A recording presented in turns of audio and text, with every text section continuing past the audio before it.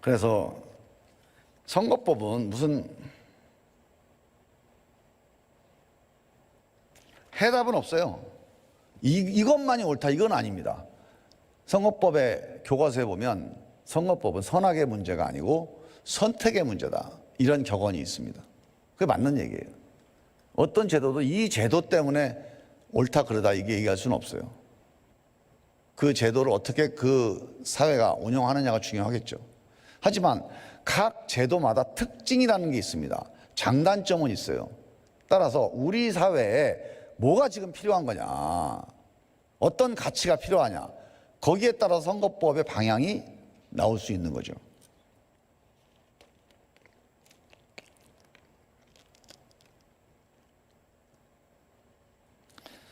다수제의 장점은 아까 얘기한 대로 직접 대표를 뽑은 직접 대표성, 대표의 직접성이 높다는 점, 이게 엄청난 장점입니다.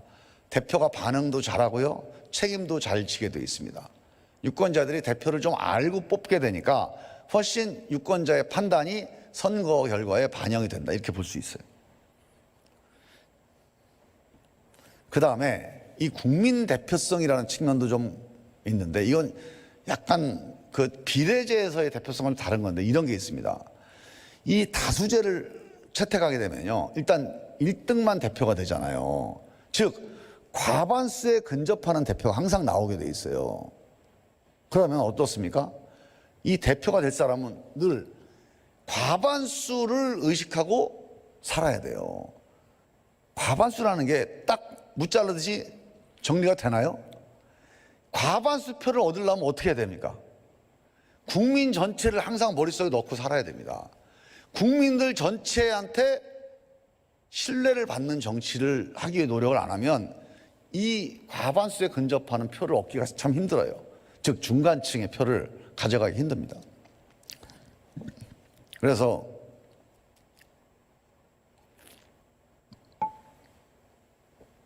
이 1인 1등 다수대표제, 1등 다수제의 장점은요, 이 국민 과반수 이상의 지지를 받거나 그 지지를 의식하는 정치 세력을 만드는 그런 장점이 있습니다. 정당으로 볼 때도, 국회의원으로 볼 때도 그런 온건 보수적인, 온건 진보적인, 온건 합리적인 정치를 선택하는 경향이 강하고요. 정당으로 볼 때도 그래요. 정당으로 볼 때도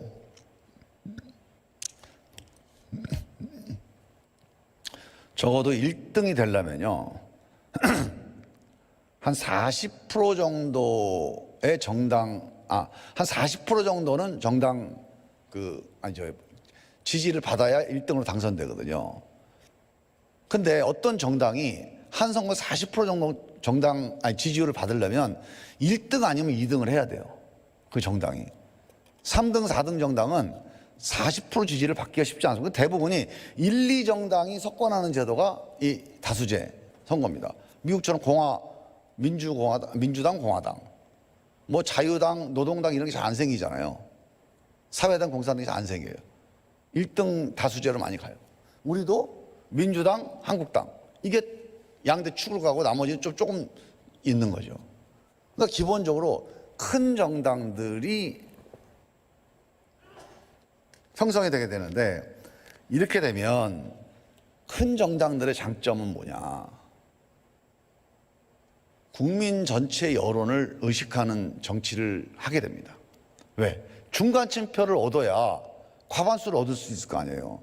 과반수를 얻으려면 나를 지지하는 사람들만 쳐다봐 갖고는 선거에서 못 이깁니다. 항상 중간층, 국민 전체를 바라봐야 돼요.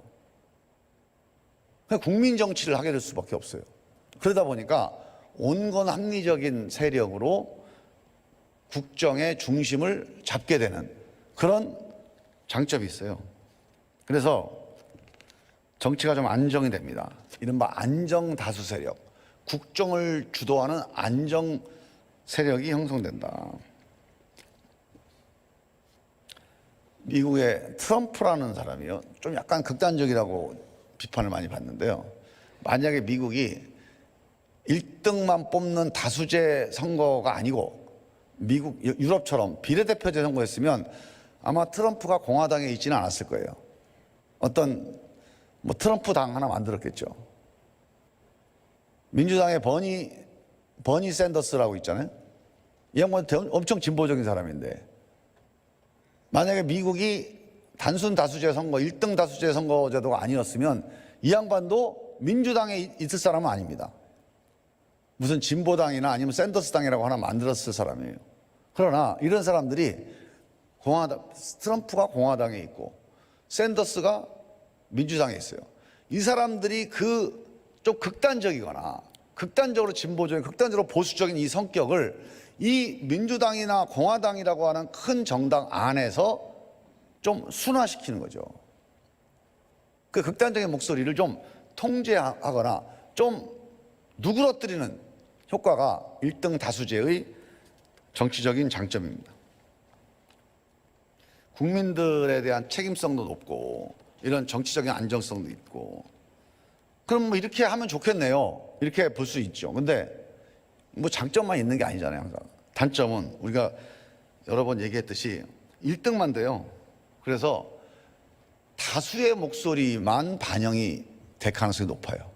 소수의 목소리는 항상 그러니까 보통 이 통계적으로 이렇게 됩니다. 이게 다수제 선거를 하는 나라의 경우에는요. 정당의 지지율이 20% 이상이 되는 정당만이 지역구에서 의석을 확보를 합니다. 유의미한 의석을. 정당 지지율이 20%가 안 되면 옛날 자민련처럼 아예 지역 정당으로 가든가 아니면 전국 정당으로 갈 경우에는 대개 20% 정도 이상이 돼야 의미 있는 지역구 의석을 확보해요. 10% 정도 지지해 갖고는 지역구 의석을 못 얻습니다, 거의. 왜냐하면 다 3등, 4등 하거든요, 지역구에서. 최소한 정당 지지율이 20% 이상은 돼야 자기 개인 지지율로 조금 더 보완을 해서 40% 가까이 되는 당선 가능한 득표를 할 수가 있는 거예요. 그래서 이 단순 다수제 선거에서는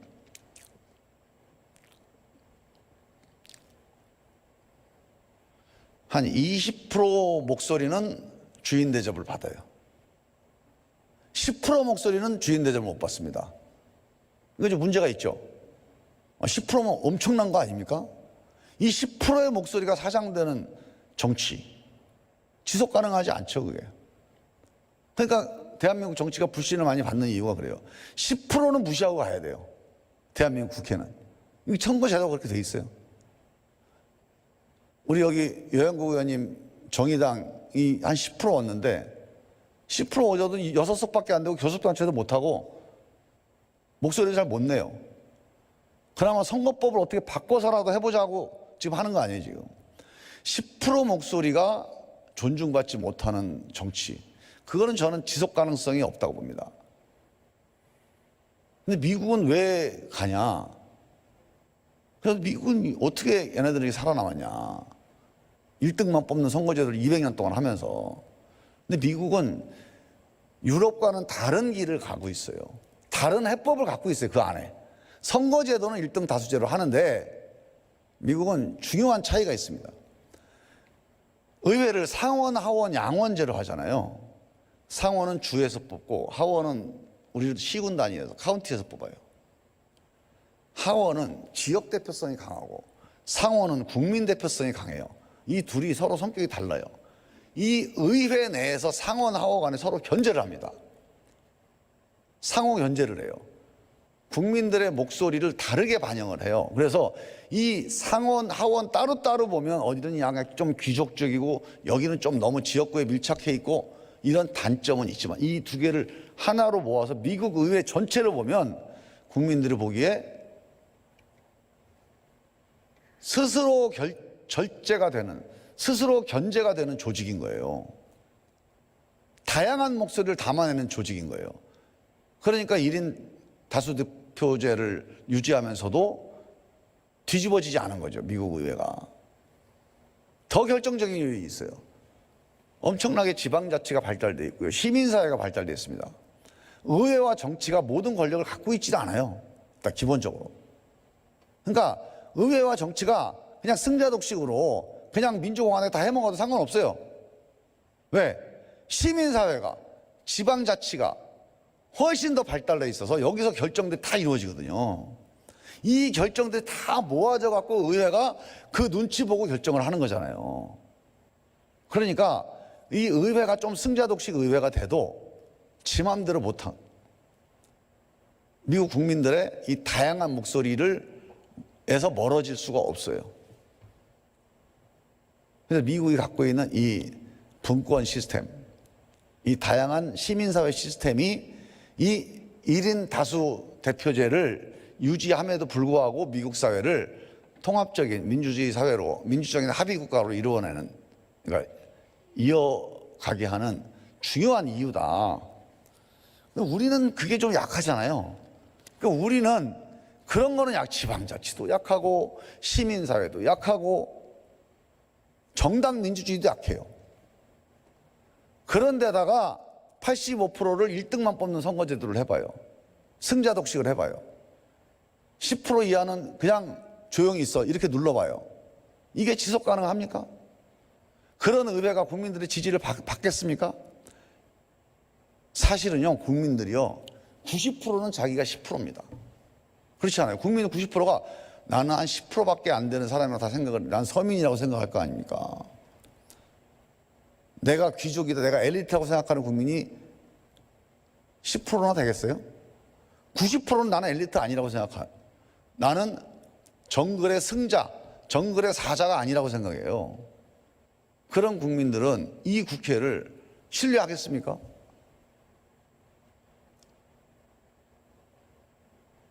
우리는 이 선거제도 가지고는 의회가 신뢰를 못 받습니다. 미국식으로, 미국 있으니까 미국도 이렇게 하는데 우리도 왜 못하냐고요? 전혀 달라요. 우리가 만약 이런 식의 승자독식을 계속 더 가는 한 국회는 공감 능력을 상실할 때까지 아마 뭐가 문제인지도 모르고 국민들로부터 멀어져 갈 겁니다. 왜? 국민들하고 다르니까요. 국민들하고 다른 국회로 가려면 좀 다양한 국회로 가야 됩니다. 다양한 국회로 가려면 선거 때 국민들한테 다양한 사람 뽑아달라, 30대 청년 뽑아달라, 장애인 휠체어 타고 다니는 사람 찍어달라, 이렇게 못합니다. 그게 되질 않아요. 인지상정이 그렇게 잘 안 됩니다. 여성, 지역구에서 안 되잖아요. 그 여성의 능력이 없어서 안 되는 게 아니에요. 그동안의 고정관념 때문에 안 되는 겁니다. 고정관념이 하루아침에 해결됩니까? 청년 할 수 있는데, 딴 나라는 하는데 우리는 왜 못합니까? 우리 고정관념 때문에, 이 고정관념 깨지려면 100년 걸리는데 100년 동안은 그러면 이런 동종교배 국회를 계속 가져가야 돼요. 그리고 그 국회를 국민들은 믿질 않아요. 또는 그 국회의 결정에 대해서 국민들은 공감을 못해요. 대표가 거꾸로 국민들을 공감을 못합니다.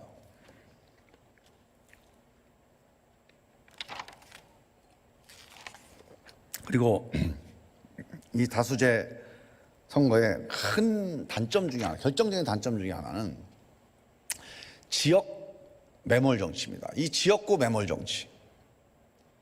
이게요, 이걸 국회의원 탓할 수가 없어요. 유권자들도요, 보세요. 우리 지역구 가서, 경로당 가서 악수하는 게 이게 국회의원의 본 임무입니까? 아닙니까? 이게 공공의 이익에 부합됩니까? 안 합니까? 솔직히 해서 국회에 가서, 지역에 가서 우리 지역의 발전을 위해서 간담회를 한다든가, 우리 지역의 유권자들의 그 절절한 현장의 목소리를 듣는다든가, 엄청 중요한 일이죠. 국회의원의 본업이죠. 그런 바탕 위에서 입법을 하게 돼 있는 거니까요. 근데 솔직히 국회의원이 그 일만 합니까? 가서? 행사장 가서 악수하고 경로당 가서 절하고, 이 활동은 뭐예요? 이게 민심을 수렴한다고 말은 하지만 사실은 다음 선거에서 당선되기 위한 활동 아닙니까? 결과적으로 이거는 공익이 아니고 사익 아닙니까? 국회의원의 시간에 정말 많은 부분을, 아주 적게 잡아도 반 이상을 다음 선거의 재선을 위한 사익 추구에 투자하는 거라고 볼 수도 있어요. 국민들이 국회의원을 공익의 대변자다, 공공선의 담지자다, 공공선을 대표하는 이렇게 신뢰를 할까요? 아, 저 사람 다음 선거 당선되려고 뛰는 사람이지. 근데 국회의원은 어쩔 수 없어. 그거 해야 돼. 이렇게 생각하는 거 아니에요, 지금? 다음 선거 당선을 뛰는 게 나를 위해서, 우리 지역을 위해서, 대한민국을 위해서 정말 중요한 일이야. 공익이야. 그렇게 보는 건 아니잖아요. 근데 왜 그렇게 할 수밖에 없습니까? 우리가요, 인구 한 10만 명당 한 명씩을 선출하게 되면요, 정말 사람과 사람의 관계를 통해서 표를 모아낼 수 있습니다.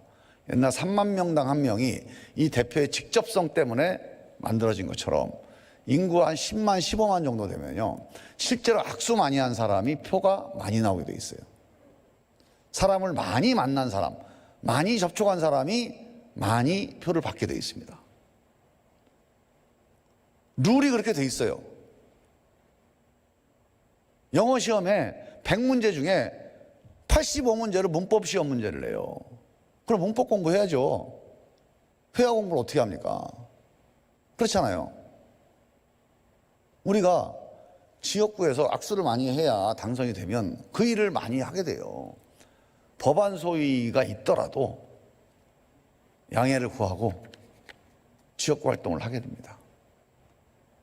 그래서 저는 이거 한 사람 한 사람을 탓하자는 게 아니라 저 스스로도 그 점에 있어서는 정말 국민들한테 미안한데 이 제도를 바꾸지 않으면 어떤 한두 사람은 결단해서 의정활동에 전념하는 사람이 나올 수 있겠지만 300명의 국회 전체가 의정활동을 중심으로 법안 소위를 중심으로 공공선을 중심으로 움직이게 만드는 이 국민을 대표하는 활동에 충실하게 하는 그 국회는 만들기가 어렵다.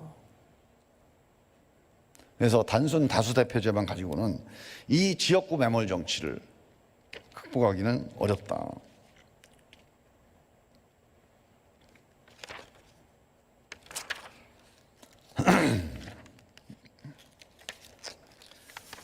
비례대표제는요, 이런 장점이 있습니다. 아까 얘기했듯이 다양한 사람들이 의회로 진출할 수 있죠.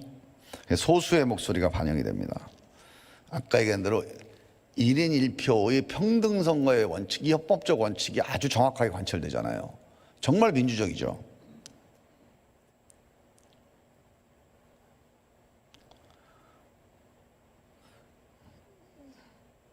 그다음에 이 다수대표제가 갖고 있는 지역구 매몰 정치에서를 극복할 수 있습니다. 자기 지역구 활동에만 매몰하고 국민을 대표하는 활동, 국민들한테 필요한 의정활동은 소홀하게 하는, 그게 안 돼요. 우리가 뭐 KBS에서 무슨 스페셜 해가지고 스웨덴 국회 특집 해갖고 보여줍니다. 그러면서 대한민국 국회의원들 뭐 하냐고 맨날 욕을 해요. 거기 나오는 의원들 보면 정말 4년 내내 이 법안 만들기 위해서 정책 토론하고 자전거로 출퇴근하면서 정말 사람들 만나고 그 이해관계자들하고 토론하고 중재하고 보좌관 한 2명 가지고 그 일만 해요. 밤새 가면서요. 그러니까 저렇게 일을 열심히 하는 사람들, 왜 우리 대한민국은 국회의원이 그렇게 안 하냐? 월급이 많아서 그런가 보다. 특권 내려놓죠. 결론이 특권 내려놓기예요. 월급 깎는 거예요. 그거 아니죠. 그 사람들은요, 작은 지역구에서 악수해서 다음 선거가 당선이 되질 않아요.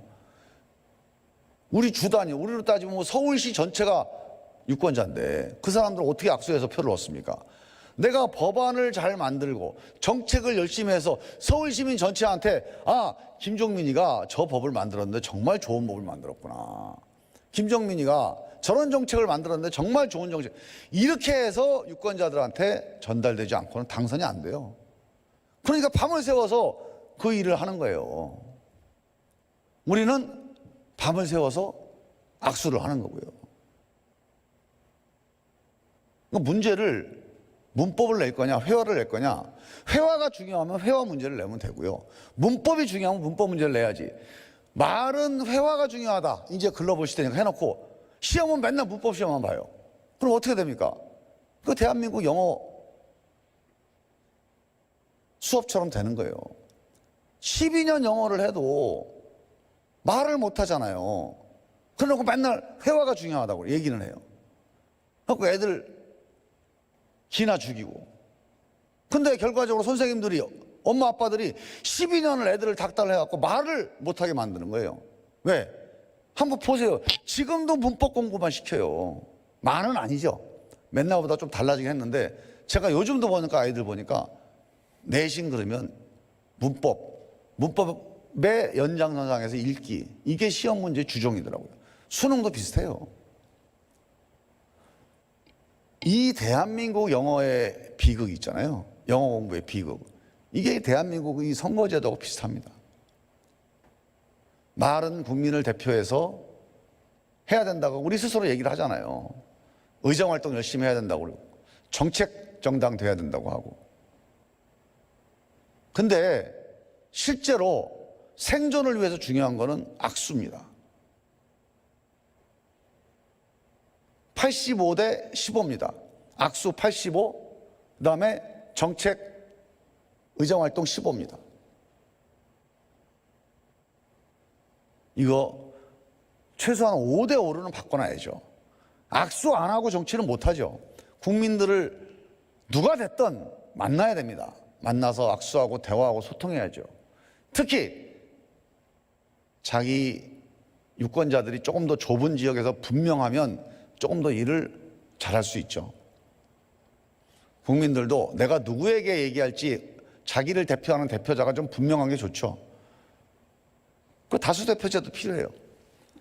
1등 뽑는 다수대표제도 반하고, 비례대표제로 반해서 문법도 반하고 회화도 반해서 읽기도 잘하고 말도 잘하는, 영어 잘하는 아이들 키워내는 영어 공부. 그런 선거법, 그런 선거제도, 저는 이게 필요하다고 봅니다. 비례제라고 하는 게요, 아까 유럽 말씀을 드렸지만 다양한 목소리를 내게 되니까요, 이런 게 있습니다. 이 다양한 목소리가 국회에 반영되잖아요. 정당이 좀 많아져서 그게 좀 피곤하긴 해요. 그리고 국민들이 그거를 좀 불안해하긴 합니다. 하지만 한 고비만 넘으면 돼요. 즉 다양하긴 하지만 타협을 한다. 다양한데 타협을 안 한다. 그럼 망하는 거죠. 그게 독일의 바이마르입니다. 그게 프랑스의 내각제. 우리가 내각제 그러면 맨날 이상하다고 생각하는 그게 바로 다양한데 타협을 안 하는 거예요. 정당이 많은데. 그 나라가 어디로 가겠어요? 배가 산으로 가는 거죠. 근데 20세기 들어서서 2차 대전 이후에 유럽에 큰 변화가 일어납니다. 이 비례제로 다양한 정당이 국회로 들어와서 정당이 한 10개 정도 돼요. 근데 이게 타협을 안 하고 맨날 극단적으로 싸움만 하다가 언제부턴가 대타협을 만들어내기 시작을 해요.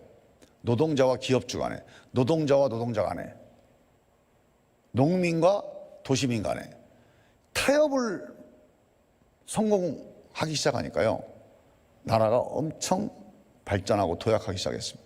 그게 복지국가입니다. 그 복지라고 하는 게 세금 나눠서 하는 건데 그걸 어떻게 합니까? 이런 타협 없이 누군가가 난 돈 더 못 내, 여기다 써야지 왜 거기다 써? 이 싸움인데 이 싸움을 타협하는 정치 없이 어떻게 가능했겠어요? 유럽이 이 다수 목소리가 비례적으로 반영되는 의회에서 타협이 성공하면서부터 유럽이 오늘의 유럽이 된 겁니다. 이 사회적 대타협이 되면서부터 네덜란드가 오늘의 네덜란드가 된 거고, 스웨덴이 오늘의 스웨덴이 된 거예요. 그 전에는 우리 같은 대결, 조착, 아무것도 결정이 안 되는 정치였어요. 독일도 그랬고요, 프랑스도 그랬어요. 다양하되 타협해서 결정하는, 그게 비례제의 목표입니다. 그 장점만 있는 건 아니죠. 아까 얘기했듯이 국민이 직접 대표를 선택할 수가 없어요. 정당을 선택해서 그 정당을 통해 사람을 선택하잖아요.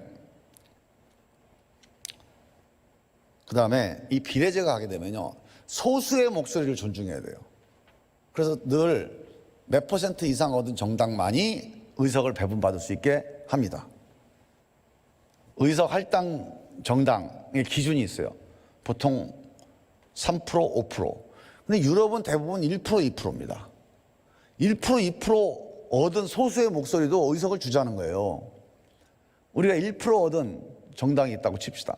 이 정당한테 1%의 의석을 주면 3석을 줍니다. 3% 얻은 정당한테 의석을 주면 9석을 줘요. 지금 정의당 같은 수준 이상의 의석은 갖게 되잖아요. 3%만 얻어도. 이 정의당이 2% 얻어서 6석이 됐다, 이렇게 생각하시면 돼요. 근데 6% 얻어서 6석이 된 거예요. 그건 좀 이상하죠. 근데 하여간 이런 식으로 소수 정당이 많이 생기게 되면요, 아까 얘기한 대로 이렇게 타협이 잘 이루어지면 국가 발전에 도움이 되는데, 그런 면이 있어요. 극단적인 세력이 의회에 진출할 수가 있어요. 요새 유럽의 극우당, 뭐 극자당, 양쪽 다 극단적인 세력이 1%만 얻으면 들어오니까 그 극단적인 세력의 지지만을 호소하는 이런 극단적인 정치 세력이 출범하게 돼서 조금 정치가 흔들릴 수도 있죠. 유럽의 지금 극우 정당에 대한 고민들이 바로 그런 점들입니다. 그런데 세상에 뭐 다 좋은 건 없고 다 나쁜 건 없는 거기 때문에 우리는 이런 다수제, 이런 비례제, 이런 장점을 골고루 취하고 양쪽의 단점을 좀 없애는 이런 방향으로 가보자. 그래서 이른바 혼합제라고 하는 선거제도를 만들어낸 거고, 우리도 가야 될 길은 혼합제다. 그래, 1인 다수제로 1인 대표씩을 한 절반 정도 뽑고, 절반은 정당별로, 권역별로 비례대표제를 해서 뽑되, 비례대표제로 예를 들어서 뭐 충청도에서 10명을 뽑았다. 그럼 충청도에서 10명을 뽑는데 그냥 충청도의 민주당, 뭐 선진당, 한국당 이렇게 뽑지 말고 그중에 충청도의 김종민, 최종민, 뭐 박종민 그 비례대표 명단에 국민들이 투표를 할 수 있게 해주자. 개방형이죠. 개방형 비례대표제를 하게 되면, 그러면 혼합제 가지고 있는 장점은 살리고 단점은 극복할 수 있는 제도가 만들어진다. 이게 현대 선거제도의 대체적인 흐름입니다. 대세입니다. 그러니까 이렇게 가는 게 맞아요. 물론 이렇게 갔다가 성공한 나라도 있고 갔는데 잘 안 된 나라도 있어요. 근데 우리 같은 경우는 제가 보기에는 1인 다수제로 직접 국민들이 뽑는 직접 대표성이 분명한 대표를 뽑는 이런 방식도 필요하고요. 또 하나는 다양한 목소리가 들어오게 하는 방식, 비례적인 방식, 이것도 필요합니다. 우리 국민들이 둘 다를 필요로 해요. 사실은 우리 대한민국 사회가 둘 다를 필요로 해요. 좀 안정적으로 끌고 가는 것도 필요하고요, 다양한 목소리도 필요합니다. 그럼 간단하죠. 다양한 목소리가 들어오게 하되 좀 양쪽이 좀 안정적으로 중심 세력은 좀 형성하게 하자. 그게 혼합제입니다. 그거 충분히 가능해요. 비례제를 하게 되면요, 뭐 내각제를 해야 된다 이런 얘기를 하는데, 그건 아예 완전히 100% 비례제, 즉 연동제는 100% 비례제거든요. 그런 비례제를 할 경우에는 의회제로 가는 게 좀 맞는데, 우리처럼 혼합제를 하는데 한 반반 정도씩, 그냥 독일 수준에서 반반 정도만 하면 꼭 의회제로 안 가도 됩니다. 왜냐하면 적어도 대통령 소속 정당이 한 40% 이상의 의석은 확보할 수 있거든요. 그러면 안정적인 국정 주도 세력은 형성할 수가 있어요. 그러면 대통령제하고 전혀 상충되지가 않는다는 거죠. 100% 비례제로 가면 대개 제1정당이 30%대 정도에서 의석을 얻게 됩니다. 대통령 소속 정당이 매번 선거하면 30%밖에 못 얻는다. 그럼 나머지 20% 이상을 얻기 위해서 과반수 획득을 해야 된다. 그러면 아마 전국이 조금 안정성이 떨어질 거라고 봅니다. 근데 한 40%에서 45% 정도의 의석을 획득을 하면 대통령제에서 충분히 저는 조응되는 수용 가능한 제도다. 실제로요, 우리가 옛날에 독재 정권 때 그냥 강제로 유정회 같은 거 만들어서 전국구대 같은 거 만들어서 강제로 과반수를 여당한테 몰아줬을 때 말고는 실제로 민주적인 선거를 통해서 과반수 정당 나오는 게 쉽지가 않아요. 앞으로는 더 어려워질 수도 있습니다. 왜? 점점 국민들 목소리가 다양해지고 있기 때문에. 그래서 저는 기본적으로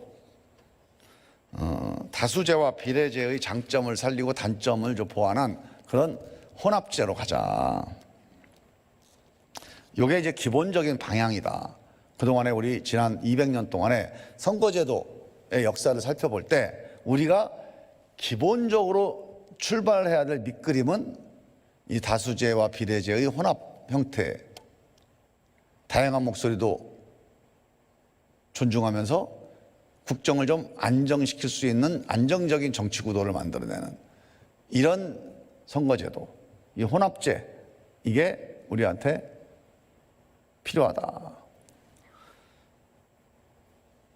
그래서 이제 구체적으로 우리 이제 대한민국의 선거제도를 어떻게 할 거냐, 이제 이 얘기를 드리고 마치려고 합니다.